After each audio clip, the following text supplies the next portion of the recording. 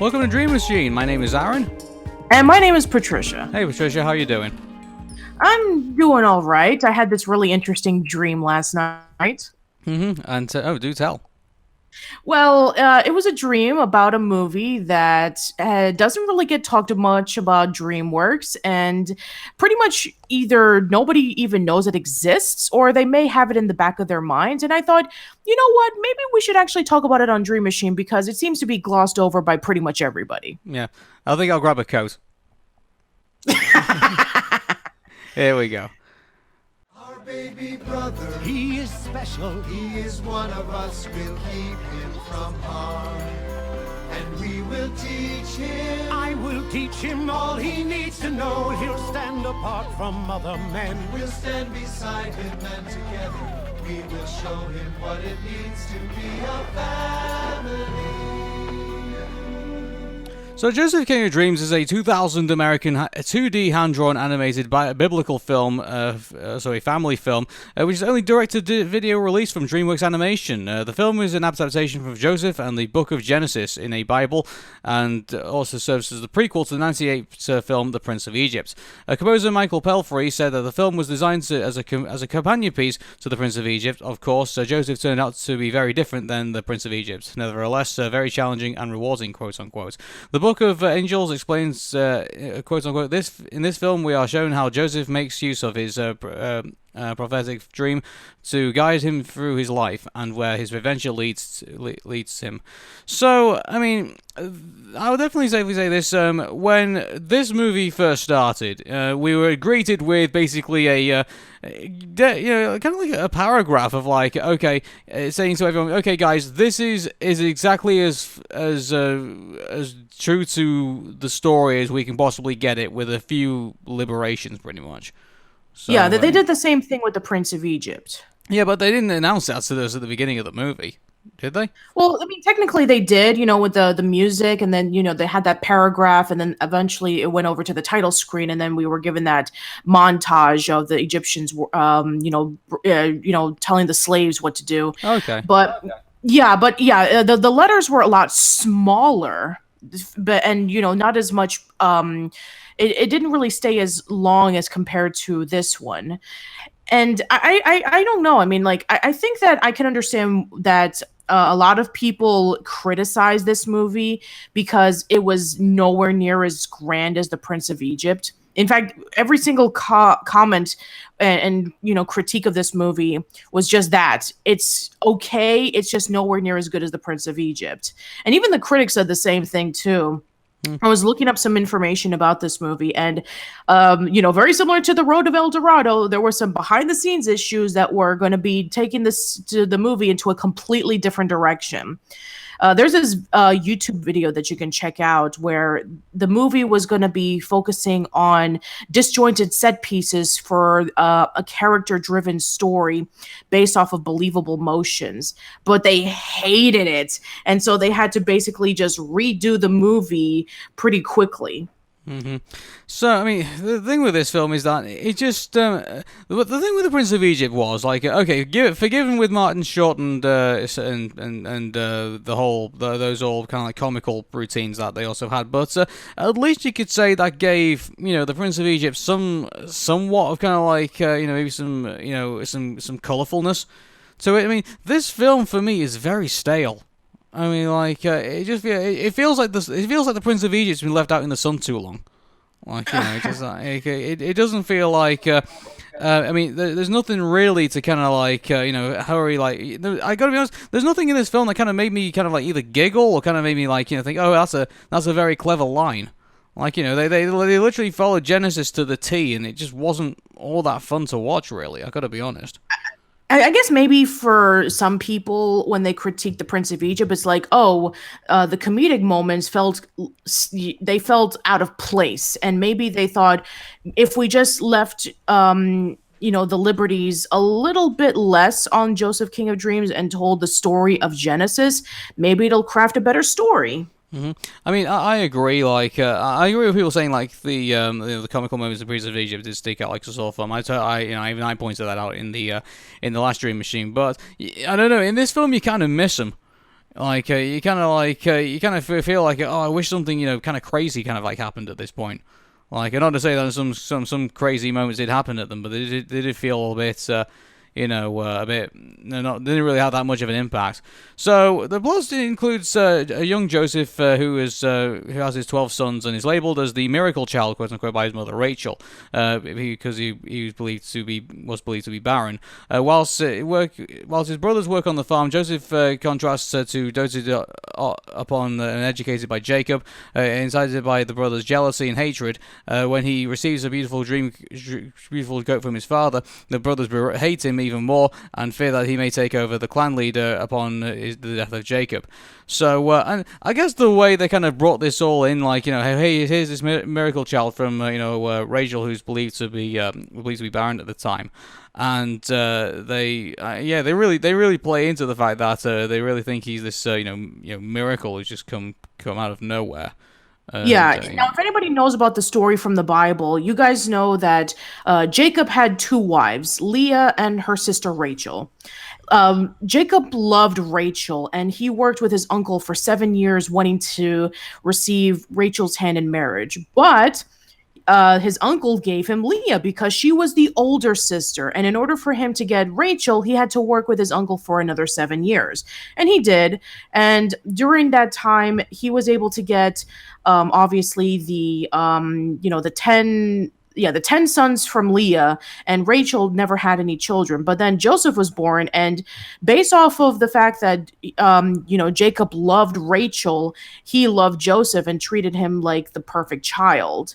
And, Joseph was basically that, in a sense, if you ever read the Bible. There's a really interesting story that was written that kind of like retold the story of Joseph, which made him out to be kind of like a spoiled child, not so much as like a bratty child, but basically just he knew that his father loved him, and he didn't understand why his brothers didn't really like him. And he always told about his dreams. The one dream about the 7 bushels of wheat bowing down to the 11th, and the stars and the moon basically rounding up to him, basically just saying like, oh, I'm the chosen one, even though that I'm the youngest, and his brothers were angry. Mm-hmm. And it's just I feel a bit uncomfortable going into this territory because we know this is based on the Bible, and I know there's probably Christian listeners listening to this show, but I don't know, like the way they built up Joseph in this opening, along with the musical company saying, "Oh, hey, I'm the miracle child." Like, it's just kind of like, in the Bible, yeah, I think it probably, like, maybe makes sense to kind of build it like, but, like, in other films, it kind of makes the protagonist kind of seem a bit obnoxious. Most interpretations of Joseph point him out to be a spoiled, obnoxious, naive person who doesn't really understand on why his brothers don't like him. He has the coat of many colors, and he has the dreams where he boasts out about how he's the best child amongst the brothers. And then eventually that task in which they decided to sell him into slavery and make it look like he was killed by wolves. There's not really a lot of development in Joseph's character in like the beginning of the Bible, but basically, everything that happened to him in Egypt is supposed to be a growth for Joseph, basically just trying to do better during the time of famine. Mm-hmm. So, it's a lot of interpretations do this, and I kind of understand it. It's just of how they do it. Yeah, I just like I would like to is at this point, kind of give Joseph some kind of like something to kind of like make us like him a little bit. Like like, oh hey, he's caring. Oh hey, he's this, he's that. But it's just it's just like, oh, miracle child, I've got my coat. Like hey everybody, like it's. Yeah, I would like to have like. I get they're doing the Bible to the T, but to me, I would like to have like seen some kind of like in our protagonist, something to like him at the beginning of the film.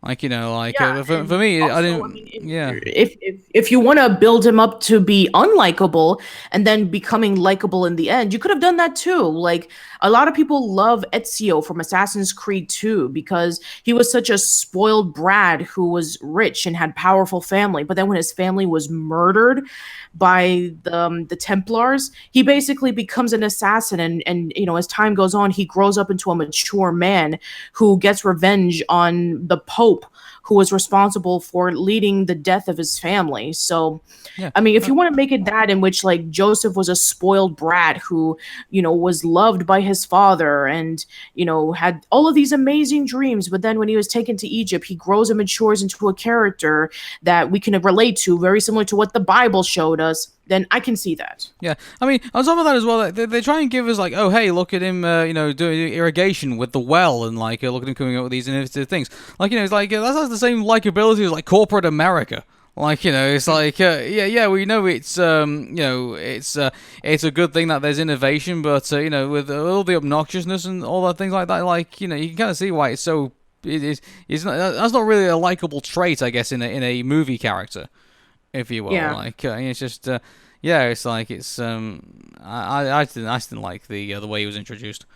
Anyway, so he goes on to have these dreams. Which what do you think of the idea that they did all these dreams in watercolor and 3D? Like it was watercolor I can see because you remember in the segments where when Joseph saw not Joseph Moses, when he saw the Egyptian hieroglyphics come to life and they're kind of like stilted animation. Mm-hmm. I actually like that because it makes a lot of sense that the hieroglyphics would be, doing that. Like the fact that they're barely moving and they kind of like tell this grand story. Yeah. I can see that. Well, I mean, I'm talking about like the dreams like when he's like he gets the dreams of like the wolves coming and like his and then the dreams about the brothers like this kind of like mixture of like watercolor painting and 3D. Like I don't like 3D. I don't like I didn't like the 3D. No, it kind of stuck out that the fact that it takes place in a time in which 3D didn't exist. And the watercolor was fine, but I didn't like 3D. Yeah, it felt like it kind of stuck out a little bit, like a like a sore thumb. And in regards to it just reminds me of like, do you remember Beautiful Joe? Back on the GameCube, yeah, it sort of kind of reminded me a little bit about that. The whole cell shading, deal, and some of that. Like at one point, I thought like it was going to turn into Wind Waker at one point. Like it just felt like it was going in that direction, and so I just think when was Aladdin? What, 1996? I think it was 1992. 1992. Yeah, and they did the Cave of Wonders 3D animation they did for that looked way better than whatever they put in this film. And I get it's a direct to DVD and that, and it definitely does tell in this film that it's definitely direct to DVD because it doesn't look like there's as much effort put into it as the Prince of Egypt was. And you can tell it didn't seem as strong as like it didn't seem like a very worthy sequel to the Prince of Egypt is basically what I'm saying from the animation department. So, yeah, it's true. That's and the fact that he was having dreams of the wolves, it's like, really? You want to be more of a Messiah child, Joseph? He never had dreams about like, oh, this is going to happen. The only dreams that he did happen, I mean, of course, later on, with the baker and what to call it, when he was in prison with the pharaoh's servants, that part did happen, but it wasn't like, oh, this thing is going to happen to my family, I'm going to predict it and it's going to come true. It's like that never happened. Yeah. So I mean, looking at Joseph's journey as a whole, I mean, so he basically he ends up hearing on his brothers wanting to try and deal with him, and so they end up shoving him down a pit, and then they when they finally recover him, they end up selling him off to these Egyptians who are going to sell him into slavery. So I think they also took a bit of liberties here because I don't think they abandoned. As far as I'm aware, they didn't abandon him in that pit, did they? Basically what happened was in the Bible. So the Egyptians basically got him, and he was, yelling to his brothers, "No, don't let them take away. Don't let them take. Don't let them take me away. Don't let them take me away." And then his brothers just kind of like walk off, carrying, his coat, and, basically just leaving his brother to, God knows where, he's going. I mean, they didn't care. So basically, no, that whole thing about leaving him in the ditch, no, that didn't really happen. Yeah. So we get to the point where they sold him into slavery, and he ends up meeting the Egyptians, and so I think the transition of like him going from like slave to like having some kind of respectability within the Pharaoh's domain, like it seems to go through quite quickly when you think about it. Yeah, and to be fair, that took years for him to go through that. He was working with Potiphar, who was one of the Pharaoh's guards. No, the captain of the Pharaoh's guards, I'm sorry. And, he had to work for a long time to gain his respect. Yeah. And it didn't just happen, like, immediately. Of course not. It seems a bit rushed, doesn't it? Like, in that bit. Like, you would have seen it like to... you would like to have seen that more played out, I guess. And there was probably some stuff in the beginning you probably like carved out. I think, to make up for the fact, for the length of time that Joseph was working his way to get to the favor of Potiphar. I think that. So we end up with I think we what's the name of the wife again? Which one, Rachel? I think so. Yeah, no, not Rachel. The I know. The woman who tries to have an affair with him, I think. Oh, Asenath. Asenath, yeah. So we get that whole deal, and he ends up tearing his shirt, and then ends up getting arrested. And I thought that was like okay, like it was. I have no idea, like when you think that's Potiphar, I know obviously he comes around and figures that something's gone on. But you would think at the beginning is like he would have like turned around and think what's going on here. Like, like he would have questioned a bit more. And probably like you had like a whole montage afterwards with a musical accompaniment, which, by the way, I can't remember any musical hits in this film at all. Like, Me neither. No, I can't remember one. And so we get this whole montage of all the great things he does, like Joseph does, and then all of a sudden it's just gone like that within a click, and Potiphar throws him in prison, pretty much for the crime of making a woman cry. I guess, or his wife cried. And to be fair, that did happen in the Bible, where he was trying to prevent Potiphar's wife from having an affair with him, and he tried to push her away, and then she starts crying, and they make it out like, he tried to rape me, he tried to have his way with me, and then Potiphar throws Joseph in jail because of that. Not because of this man made me cry. So okay, well I that got lost in translation with me in regard to that. But as well, the minute they start dragging him to jail, he's probably halfway through being thrown into the cell, and then Potiphar realizes that his wife's trying to have an affair with Joseph. And he gets really angry about it. But wouldn't you think that he would have turned around and said, okay, then maybe we shouldn't put Joseph in jail, and leaves him in there anyway. It's confusing for me. The motives of the characters Bible, here. Potiphar is never brought up again, so we can assume that in the Bible he never even knew what his wife was doing. No.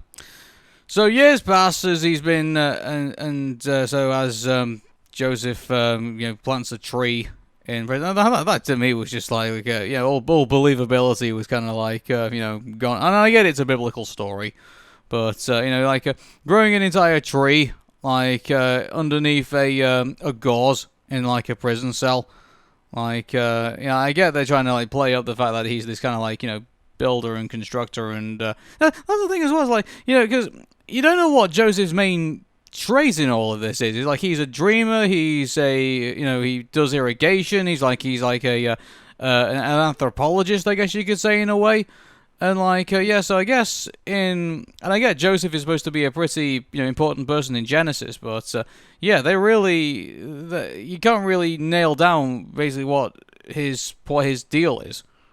Really, it's kind of say for example you have Spider-Man, his thing is web slinging and being a superhero. And then you got hello? Yeah, I'm here. Oh, sorry, go on. So yeah, you got Spider-Man, who obviously is a superhero who does the web slinging. You got Iron Man, who is Tony Stark. And like you know what their traits are, and like, but with Joseph, it's kind of like. Yeah, he's like his dreaming and his deciphering of dreams is kind of not really too much at the forefront. Like it's only kind of like maybe 2 or 3 scenes and then that's it. You know. Yeah, that's true. And yeah, in the Bible, it definitely explains about how Joseph is a very smart and very strategic man who constantly plans on, everything that's been going on, whatever situation happens. He's able to find ways in order for people to live happier lives and to solve problems, and that is consistent with his character. But here, in this movie, they just make him out to be like so many things that he practically has like little to no flaws, and a flawless character is something that is not relatable to people. I mean, there's a reason why a lot of people don't like Superman very much, because he's practically powerful. He's this flawless character who can never get hurt or killed unless it's kryptonite or magic. But here, they don't really give it an explanation on why Joseph is this or that. I mean, I don't even know, have they ever mentioned about like Joseph talking to God or any mention of God anywhere in this movie? There is mention of God. I mean, it is here or there, kind of the same way that the dream deciphering's here or there, and but it's not. It's not at the forefront. It's kind of like wedged in the background a little bit, and it's just kind of brought up like within the confines of the other elements of the movie. But in regards to I mean, like funnily enough, like something with Genesis, like surprisingly enough, there's there is some. I would say in the significant scenes, there's definitely significance of God. Like in the example, like in the finally when he meets the Pharaoh. And the Pharaoh tells him about his dreams, and then Joseph tells him, "Oh, well, there's a famine coming, and it's going to last 7 long years, and Egypt could be on its knees." Like, that whole thing. In the Bible, it discusses about how when the Pharaoh hears stories about how he was able to interpret the dreams of the butler and the baker, that the butler was going to be coming back to his rightful place and the baker was going to be killed in 3 days. When Joseph basically tells the Pharaoh, I'm sorry, I'm not the one who deciphers the dreams. God helps me with it. Mm-hmm. So I don't know if they ever mentioned that. They just say like, oh yeah, I already know about this, because well, actually, he did say that, and it looked. I tell you what, there was actually a tense moment in the Pharaoh's chamber scene where he looked like when Pharaoh says, "Well, what do you think it is?" And and then you kind of had that kind of like hesitation of like you think he doesn't know what it's going to be, and then he says, "Oh, it's this." And so I guess so. So I guess you could see they were trying to play tension between the Pharaoh and Joseph in that scene, but it doesn't really. I don't know. It just doesn't really come across all that well, really. I mean, nowhere near as like filled with tense compared to when Ramesses and Moses were talking, regarding about stopping the plagues of Egypt. Otherwise, things were going to get worse. Yeah. So that scene was tense. Do you know what's missing in this film? Doesn't it feel like some scenes have been cut from this film? When you think about it, like they should have been like this build towards the Pharaoh being kind of like unreasonable, then meeting up with like the confrontation between him and Joseph in regards to the dreams. Like they probably should have been a bit more. Following close to the Bible, we don't really get to see the Pharaoh until Joseph meets him for the first time. Yeah, but this is the problem though. Is like if you, I think they've gone so near towards the Bible that they've kind of missed out on the entertainment quality, if you will. Like, keep in mind, this is what we read. What we have here is not what we have here is not not in the Bible. It's on a direct-to-video DVD, or it's a movie.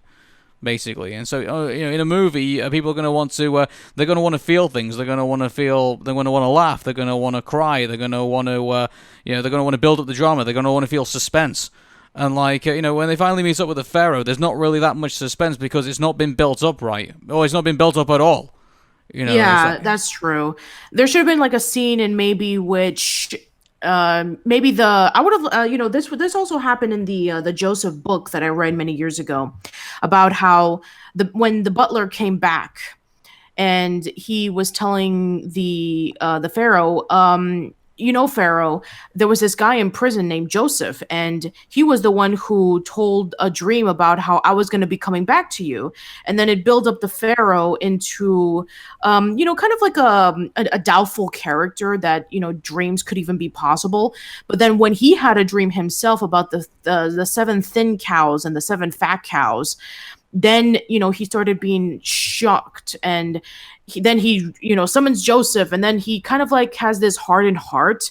And then when he learns about the dream, his heart starts to soften, and he puts the ring on his hand, and he gives him a new Egyptian name, and he makes him like his right hand man to help with the famine. He starts becoming a much more likable character. But here, it's very similar to how the Bible, in which, he hears about the dream, he tells Joseph, I'm making you my right-hand man, and then that's pretty much it. Yeah, what a promotion. Wish that happened in real life. Like, hey, like, can you tell me what can you decide what my dream was about yesterday? It's like, oh yeah, it was about you going to the subway and ordering a big beef melt. It's like, hey, you're going to be my CEO. Go, congratulations. It's like, yeah, that's true. I wish life was like that, but it's not. Oh well. So Joseph then becomes, I guess, basically becomes second to, the second most important person in Egypt, I guess. Pretty much. Yeah. Yeah, he is. Yeah, he is. He's the guy doing the architecture. He's doing like all the artwork all the statue building and things like that, and saving the the Egyptians from like famine and things like that, and then obviously handing out the grain afterwards. And then we finally get the conversations again with the brothers. And, yes. And I don't know. Like, did they take liberties with this, or did they actually play it out the way it was supposed to play out in Genesis? They did actually. Yes, this actually did happen when the brothers, come over to Joseph, and he basically wanted to test them out. He said, "You are spies," and then they basically said, "No, my lord, we are not spies. We are 10 brothers who are living in Canaan, and we need to get food for our father and for our brothers and family." And then he decides, okay, I want you to get your youngest brother, and in the meantime, I'm going to put your, oldest brother in jail. And then they had to rush to get Benjamin, who was Joseph's brother. And it's actually really interesting because this is weird. You see, Joseph didn't know that Benjamin existed, which is weird because of course Joseph knew that Benjamin existed. That was his little brother. Now, to be fair, yes, it's true that Benjamin was very, very young when Joseph was taken and into slavery with Egypt. So yes, Benjamin didn't remember Joseph that well, but he acts like, Benjamin didn't exist. And the only reason why he knew that he existed was because he looked exactly like his mother. And then he was like, oh, you're my brother. And yeah, that liberty was weird. Yeah, I'll tell you what, because in the way the movie plays it, it makes it sound like Benjamin didn't exist until like the final third of the movie. Yeah, and that's weird because he was there. Benjamin was born a few years after Joseph. She died from childbirth, and Joseph and Benjamin stuck together as brothers, while all the older brothers basically just hated on them. So the fact that Joseph didn't know that Benjamin existed, and then when he saw the likeness of his mother in him, and then he's like, "Oh, you're my brother from my actual mother." Yeah, that was kind of odd. Yeah, so it was also on top of that as well. Like I say, there's one thing I will say about this film that they didn't do in The Prince of Egypt. And you know what that was? Joseph got married and had kids. Yes, that actually did happen. Yeah, you're right. So Joseph did get married, but yeah. So let me get this. Yeah. So basically, I don't know if Asenath was actually Potiphar's niece. I don't think that was mentioned in the Bible, or maybe that was. Maybe it was, but I don't remember. Yeah. But yeah, they try to pull off a Zipporah in which, I actually met my wife when I was younger, and then we became married and we had children together, which that didn't really happen in the Bible. It's, it happened much later on, after he became the Pharaoh's right-hand man, and then he had 2 kids. So I guess they were trying to do the same thing with what Prince of Egypt did. Mm-hmm. It just, it was. I tell you, again, I don't know if Joseph got married in Genesis. It's been a long time since I read Genesis. I'll be honest with everybody. He did. Okay, because that would have been funny. Like if they said, "Oh well, Joseph never got married in Genesis, but yet they gave him a wife and kids anyway, just for the sake of the story." But they didn't do the same thing with Moses and the Prince of Egypt, even though apparently in that story it did happen. So yes, of course. Yeah. So in both stories they happen. So yeah, I guess there was. There's no conflict there, I guess. Yeah, but here's the thing, I'm surprised that they were able to, do that part of the story in Joseph, King of Dreams, and not in Prince of Egypt. Yeah, and it's it must have been cut for time. I probably imagine. I guess so. Yeah. So this whole thing, mind you, the one thing I'll say about Azarath in this is that her kind of like her querying about Joseph's motives, before she finds out that they're actually his brothers and everything like that. Like, wouldn't you think she would have questioned right away why he made such rash decisions at the beginning? Like, because if you think about it, like it's the scene where Joseph makes the decision to jail one of his brothers and throw him in, and then it's kind of like oh well, he's been dragged away by the guard. He's been dragged away up to the city, then up to the prison, and then he's locked in there. And only just then does Azarath say, "What are you doing?" Like, it's a long time, like, to drag her across, like, what you think would be a question she would have asked, like, within the first 3 minutes.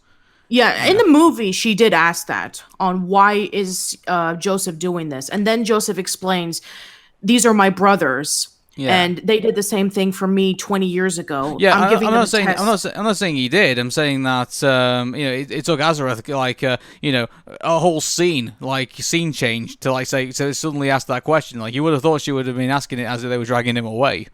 Yeah, yeah, exactly. Yeah, that's just my complaint about that. But I don't know. Maybe in Genesis there was a whole scene change before she asked that question. I don't know.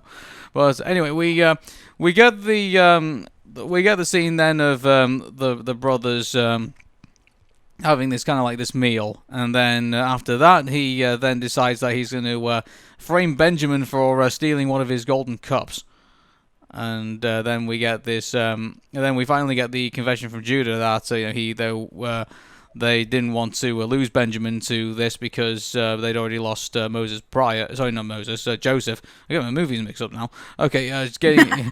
Okay, they didn't want to lose Joseph. They don't want to lose Benjamin the same way that they lost Joseph, and then obviously the admission comes out that they'd sold him into slavery and basically said basically what happened in the end of the first act.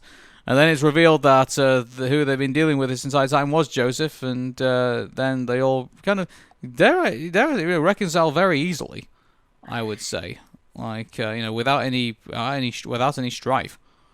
Yeah, again, that also happened in the Bible too, in which when they found out that Joseph was the one responsible for all of this, they basically like immediately reunited, and then they begged Joseph for forgiveness. The Bible's full of plot convenience.